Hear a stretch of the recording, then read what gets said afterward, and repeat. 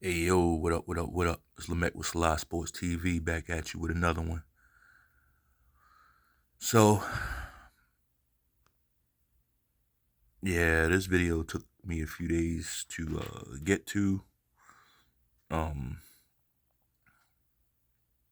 I did not watch the Rolly Romero, what's his name, Boros fight.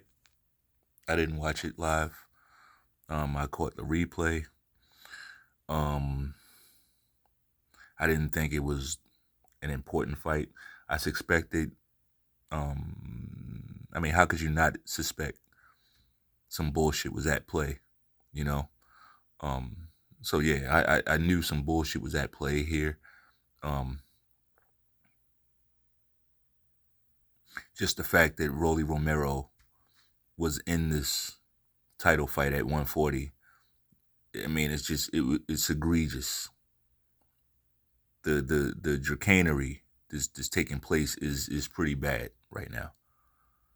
You know, for those who forgot, I mean, the last time we saw this guy, he was in the ring with Tank Davis, and I thought he fought decent.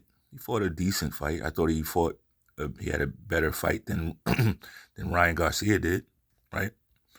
I thought he fought with more heart than Ryan Garcia did. Got caught with a shot, got knocked out, right? But in his very next fight, he moves up in weight at 140. You know, the same division with guys like Jack Catterall and Jose Ramirez and, Regis Prograis. And I mean, yeah, he does have a title, but you got Josh Taylor up there. You got Teofimo Lopez, all these guys, right? But somehow, some way, Rolly Romero gets a fucking title shot for the WBA super title, right? So if you thought this was going to be a fair fight, so to speak, you have a lot to learn. You have a lot to learn, young grasshopper, right? Young Padawan. You have a lot to learn here.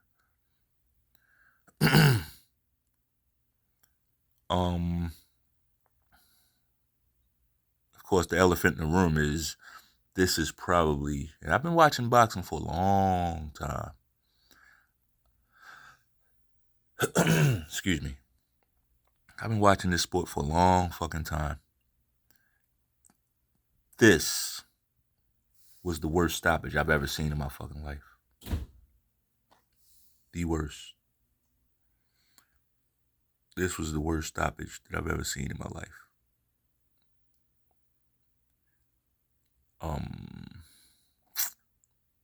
Unbelievable. I'm talking about a guy who was getting his ass kicked, who wasn't landing punches. He was throwing a bunch of stuff, but he wasn't landing nothing. And the referee comes in and hands him the belt, right? Now we know there's certain referees that we can expect this from. Tony Weeks, though? Tony Weeks was one of the good guys. I tell you what, man, the sport is in huge trouble. Huge trouble. Huge trouble. And here in the picture, if you look over here, look where I'm pointing. It's always this group. It's always this group around the worst things in the sport. It's awful.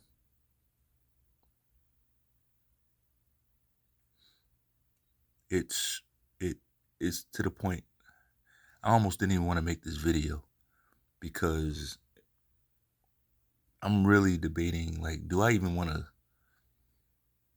to take part in the space anymore? Like, what is it? If the sport isn't real, then we're basically watching a soap opera. Right? And I don't do soap operas. Let me take that back. The only soap opera that I'm cool with is Country Wayne. Right? Other than that, I don't do soap operas. I don't do a lot of, I don't watch TV, right? I'm not into, I'm just not into it. There's always a narrative being pushed, a web being spun. This was absolutely horrible. And maybe this had to happen because I feel like this one was so bad that maybe, just maybe, this will have a ripple effect. I will never, ever support another PBC show. I'm a man of principle. It's not about the money. It's not about who I like. It's not about that. Once I know that the product is completely, like, this is all Al Heyman. It's whoever he wants. Like, whoever Al Heyman wants to win is who's going to win. And I can't believe Floyd Mayweather, man. Like, he's a part of this. Floyd Mayweather says him and Al Heyman talk every day, and he's on board with Al Heyman, whatever he does. So I gotta include Floyd too. Like, somebody who was so great for the sport as a fighter. Look what he's doing now. Like, you either gotta come out and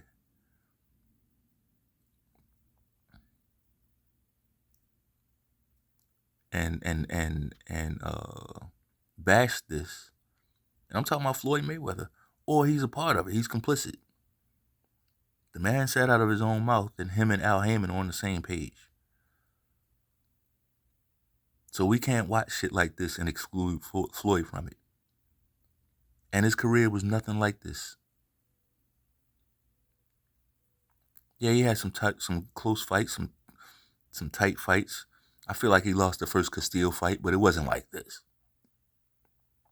It wasn't like this. Like, we've seen those types of decisions, right?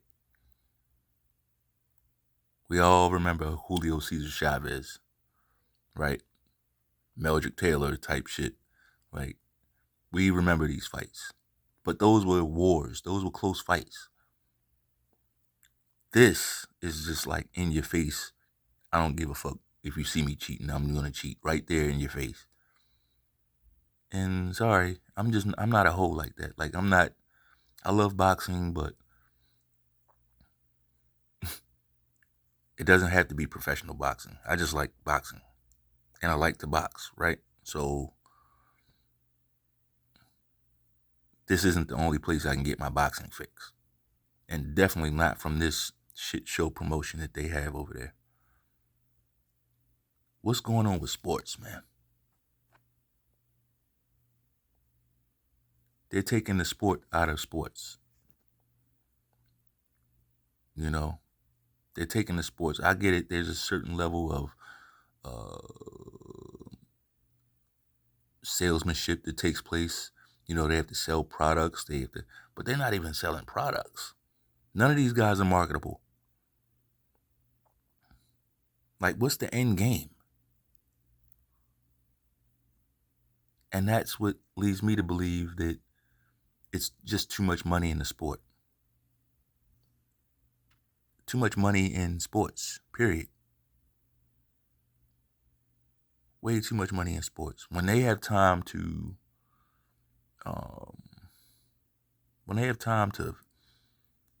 do all this choreography, that's bad.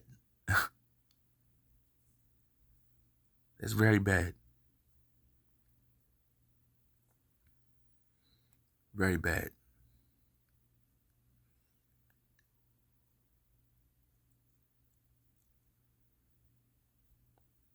I grew up watching sports, but like, there's no more competition.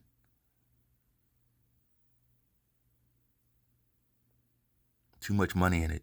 And then also what's going on another note, the reason why we're not getting the fights that we want is because a lot of you cocksuckers out there, a lot of you boxing channels, a lot of you big boxing channels, you cocksuckers are really fucking up the sport as well, right? When a guy like Joe Joyce takes one loss and you got people, you so-called quote unquote boxing channels saying, oh yeah, he was overrated, I knew he was exposed. Joe Joyce gets beaten by a good fighter, Zhilei Zhang. His first and only loss. And the so-called boxing fans, oh, he got exposed, he's trash. You're part of the reason why we don't get the fights we want. It's this microwave social media bullshit. Overreactions. Everybody wants to have a hot take. Right? Everybody wants to have a hot take. Everybody wants to get on the algorithm's good side. Fine, I get it. But you don't do it at the expense of truth. The whole truth and nothing but the truth.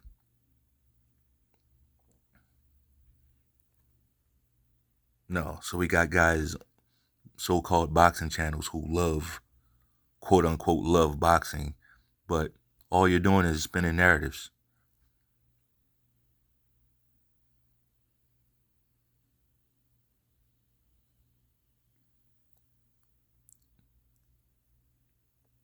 Fanboys have destroyed sports.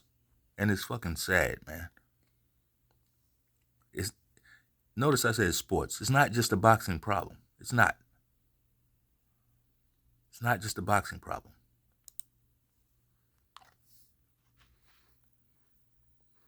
What are we watching over here? Look at this flopping punk, right? The league, basically, Adam Silver, they rigged this whole thing again. They're rigging it again. Look at the dynamic duo over here. Austin Reeves with his sidekick LeBron James.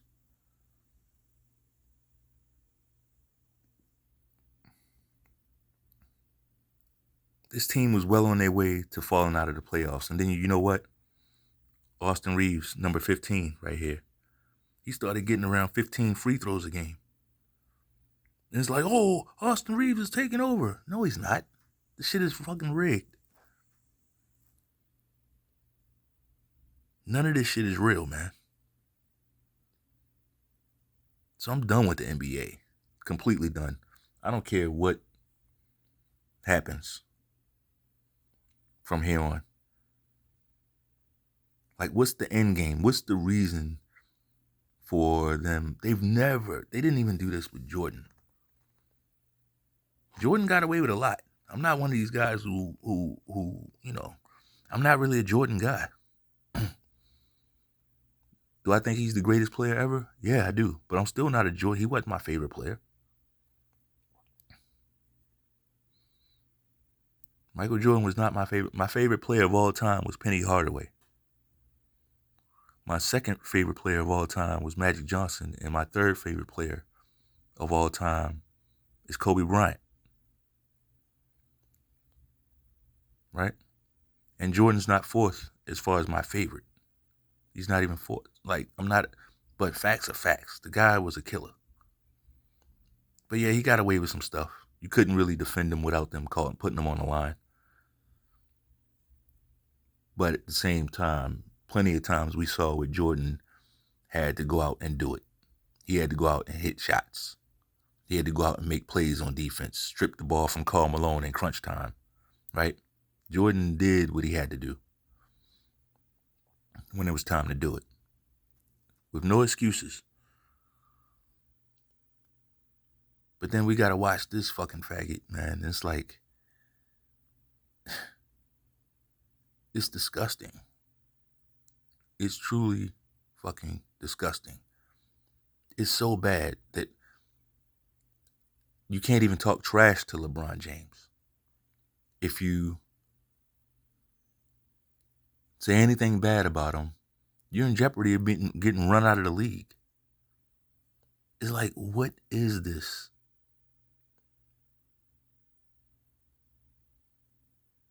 What is this? It's like some alternative reality type shit.